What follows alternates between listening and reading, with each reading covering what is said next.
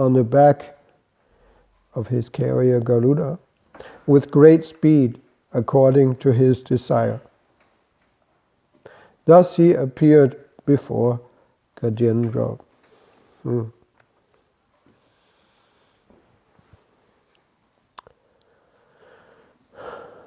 So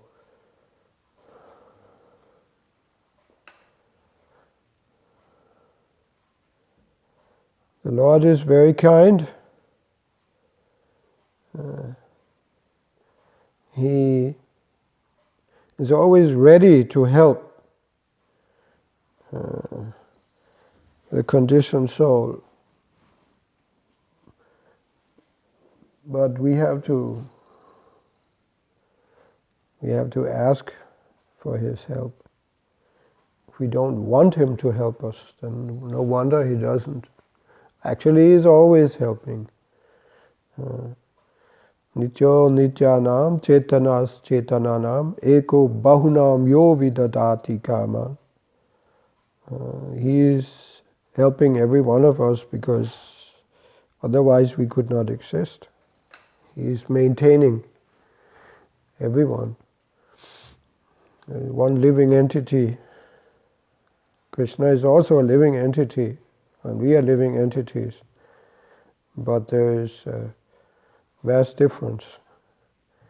He is a singular number, and we are plural, innumerable. Who can count how many living entities are there? Even within this room, who can count? It's not that we are just 7 of us here in this room. 1, 2, 3, 4, 5, 6, 7. Okay, somebody's hiding there. But still, we are more than 8. We are much more than 8. So many living entities, dust mites and whatnot, spiders. And, Oh, the Lord is very merciful, huh? The Lord is. Yeah. So, yeah, and Krishna is taking care of every one of us. All of these innumerable living entities. Were it not for this one living entity, whose name is Krishna, then we would be lost. He gives us everything we need to live. But specifically, he is very kind to his devotees. To when the living entity comes to his senses and realizes that he's fooling around here in this material world, trying to enjoy. And he turns to Krishna and offers his heartfelt prayers with a request for help, then Krishna comes.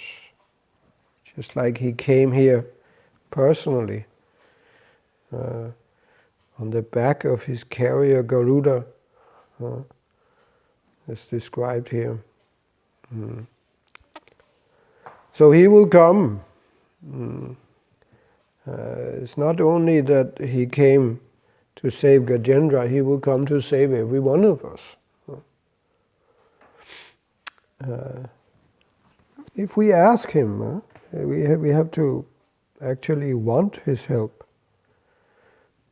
And that's usually, who would not want the help of God? Well, it's quite embarrassing to have to ask for help. We may have this experience. Personally, I have this experience, and I go shopping in a supermarket and I cannot find something. And then the obvious thing to go do is to find some employee and ask them, where is this? But I hesitate because I can find it myself. When I would go shopping with my wife a long time ago, when I was married, she would always say, go ask someone, ask someone. Because I was always hesitant, because of my introverted nature for one thing, but also, some ego there, I'll figure it out myself, I don't have to ask anybody. So this puffed up mentality is often there. We are helpless, but we don't want to admit that. We don't want to recognize that.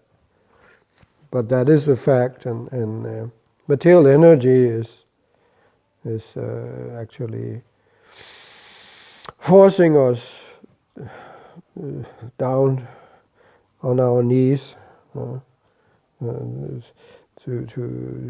that we have to realize that we are tiny.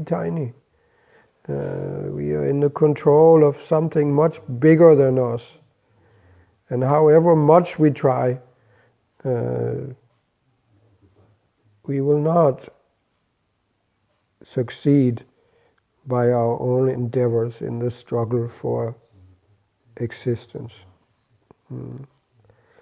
We need help very badly. And that we have to admit. We have to come to the point of actually asking for the Lord to save us. Ainanda tanutya kinkaram patitamam vishame bhavam buddha kripaya tava pada pankaja stita duli sadrisham vitintaya. Lord Chaitanya in his Sikshastakam prayers, he addresses the Lord. I am your eternal servant, O son of Nanda Maharaj. But somehow or another, I've fallen into this ocean of material existence. Please come and pick me up. Place me as one of the atoms at your lotus feet. We have to pray like that. And then Krishna is ready to help. All help is there. Just like he came here to save Gajendra.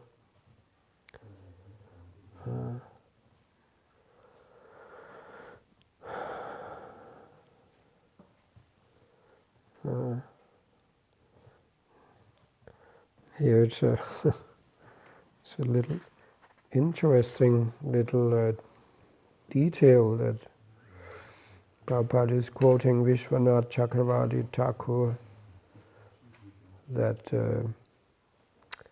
because Gajendra in his prayers here, he's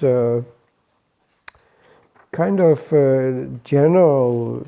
He addresses the Lord in a general way, not by name or with any specific details indicating Krishna, the person as we know him from Vedic scriptures, or actually here the form of the Lord who appears is Prishnigarbha,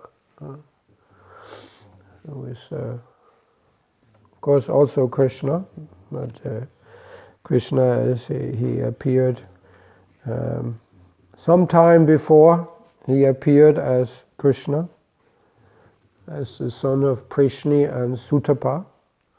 Krishna is telling this in the 10th canto, when he appears in the prison cell of Kamsa, where Vasudeva and Devaki are sitting, And he appears in his full-fledged form with 4 arms, holding conch club, lotus, and disc, and he tells the whole story how Vasudeva and Devaki, they in a previous birth as Prishni and Sutapa, they performed great austerity with the desire to have God as their son. So then he appeared and as their son as Prishnigarbha. And this is actually the same Prishnigarbha who is here coming to save Gajendra. Anyway, that's a footnote. But the point that I guess that is made here in the purport with reference to Vishwanath Chakravarti Thakur is that apparently there was some the demigods who accompanied the Lord, as described here. They had some misgivings about the fact that even though Gajendra did not specifically mention it, but it was obvious that he wanted to approach the Supreme Lord, not the demigods. So the Vishwanath Chakravarti said that they felt offended. They were thinking, what is this? Why he's not asking us? We can help him. But he doesn't want. He wants Vishnu himself, Krishna himself to come.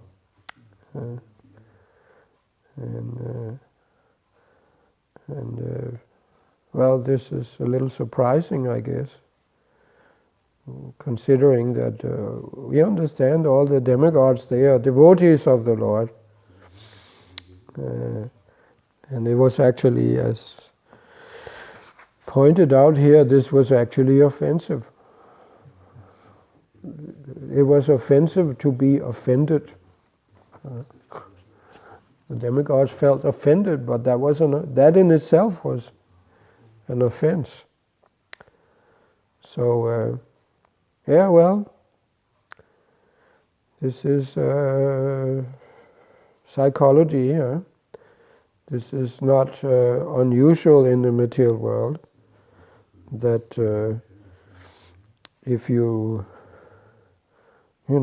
approach a superior person, and doing this you bypass those who are below him but above you, at least in their conception, then they may feel offended. Who does he think he is? Just like, anyway, we had an experience when we went to meet Ravindra Swarup. He now lives in upstate New York. Some of you may know Ravindra Swarup. So we were great fans of Ravindra Swarup. So we went to USA to visit him because, he doesn't travel anymore. For some years he's not been traveling. So the only chance is you have to go there and meet him. So what will we not do to get the association of such an exalted Vaishnava? So we went of course it was an excuse also to go for a little, visit New York also. It was also an interesting experience. But anyway, we went there to this little village where he's staying, and because his secretary is handling, his outside contacts. Ravindra is not a very communicative person by way of modern internet and all this. If you go and meet him, he's very he's a very cordial, very accessible person. But as far as communication, we had to go through his secretary. And so she, she's a good communicator. She kept us updated and told us how to get there and when to be, what was the best time to come, and so on, so on. So we went there, and he every Sunday he gives a class, basically, which is a webcast. There's nobody there except the secretary most of the time.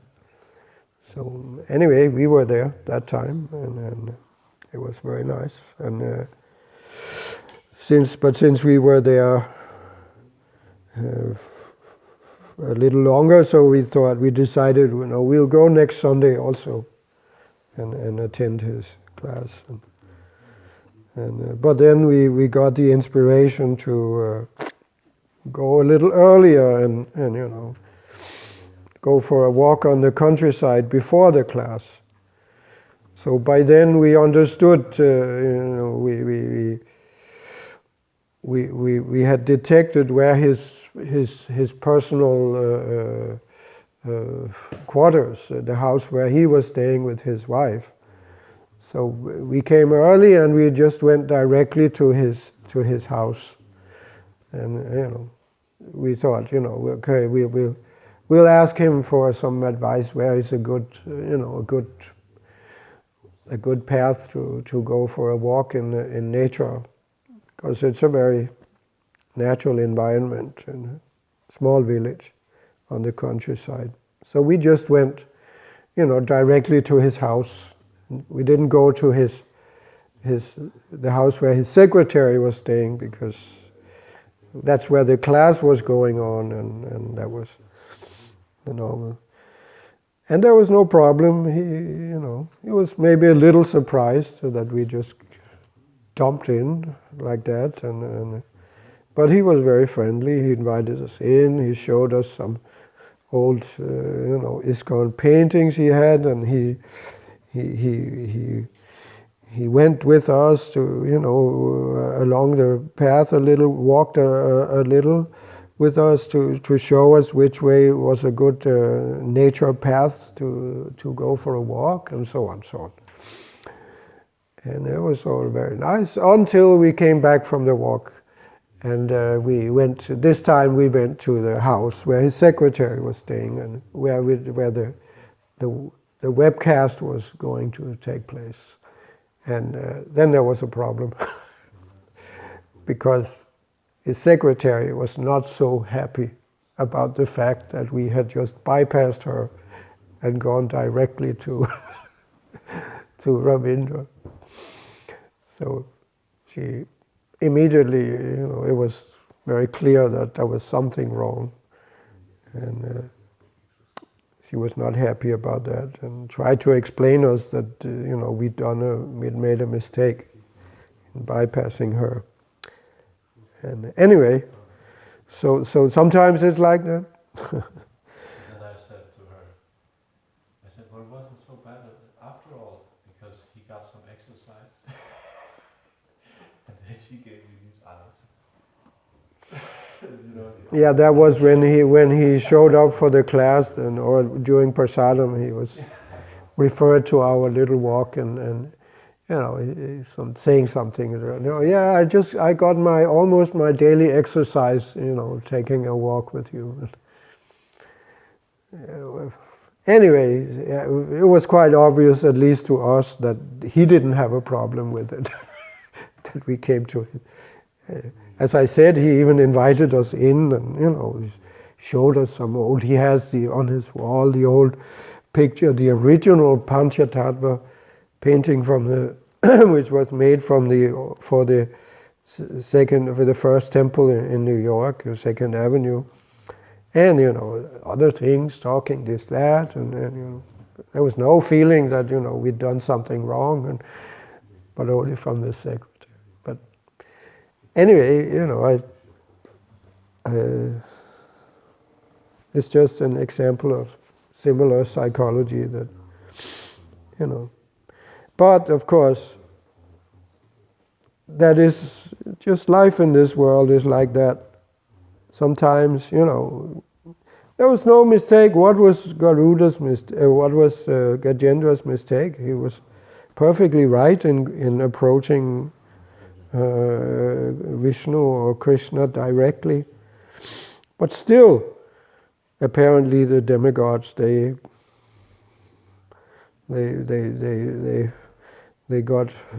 felt offended. But of course, they also, being that they are, highly elevated personalities, they realized that actually that in itself was an offense, and therefore they offered they accompanied the Lord and was offering prayers. That's the insight that we are given here. That they realized, oops, he has the full right to approach Krishna directly.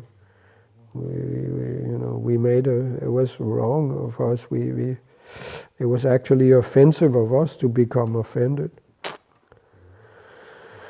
So anyway, there are so many things like that. But of course, again, the crux of the matter is that we must learn to take shelter of the Lord, just like Gajendra did, and then everything falls into place. We will be able to cross over the ocean of material existence and actually become happy and being reinstated in our eternal service to the Lord.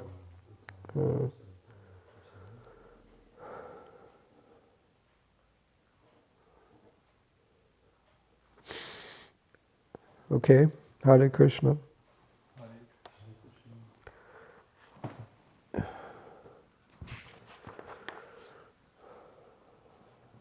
I actually wanted to share something with you, which just yesterday I had a realization that we talk about, that we should chant the name of the Lord, and of course here also there's a lot of talking about that we should hear the holy name, the Maha Mantra. But it's something that I of course been made aware of before, but I had some realization that actually we cannot chant. It's not exactly like that we are chanting the holy name. Rather, the real fact is that the holy name descends. It appears before us, and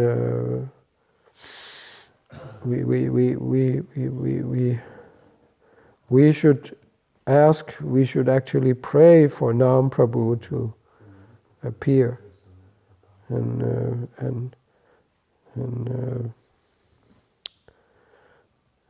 lift us up, take us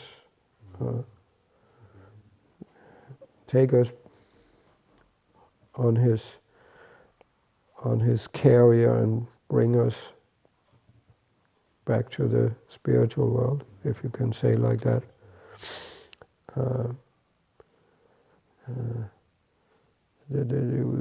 It's not in our power.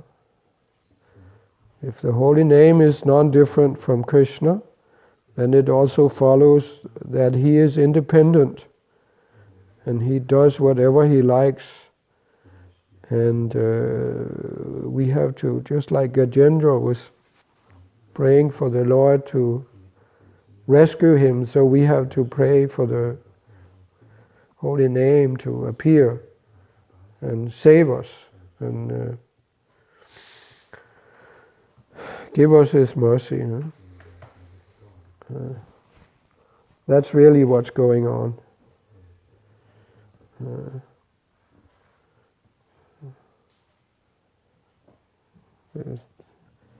There's something much bigger than us, and we are not. We don't have the power to command Nam Prabhu to appear. He will appear if we have the right attitude. So that is really what we need to cultivate. We have to figure out what does it take for the Lord to agree to appear. That is our business. Some arrogant vimudha attitude of thinking I am the doer, that will not impress the Lord. Only when we actually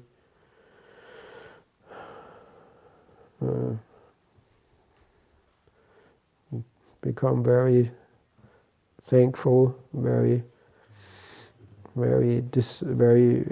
must develop the intense desire to have for the Lord to appear. We have to beg Him with great sincerity. Then He will certainly appear.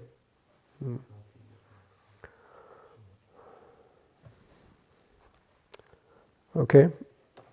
Anything?